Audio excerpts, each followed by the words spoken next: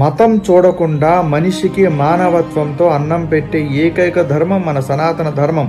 మనం అన్నం పెట్టేటప్పుడు మతం చూడం, మనం మతం చూడకుండా మనిషికి అన్నం పెడతాం. అందాకెందుకు, బంగ్లాదేశ్లో హిందువులని ఊచకోత కోశారు ముస్లిమ్స్.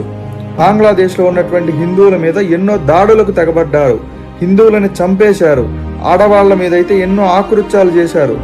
బంగ్లాదేశ్లో ఉన్నటువంటి హిందూ దేవాలయాలను ధ్వంసం చేశారు.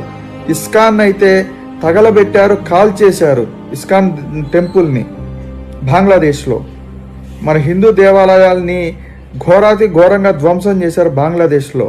కానీ ఈ రోజున బంగ్లాదేశ్లో ఇస్కాన్ వాళ్ళు అక్కడ ఉన్నటువంటి బంగ్లాదేశ్ ముస్లిమ్స్కి అన్నం పెడతా అన్నారు.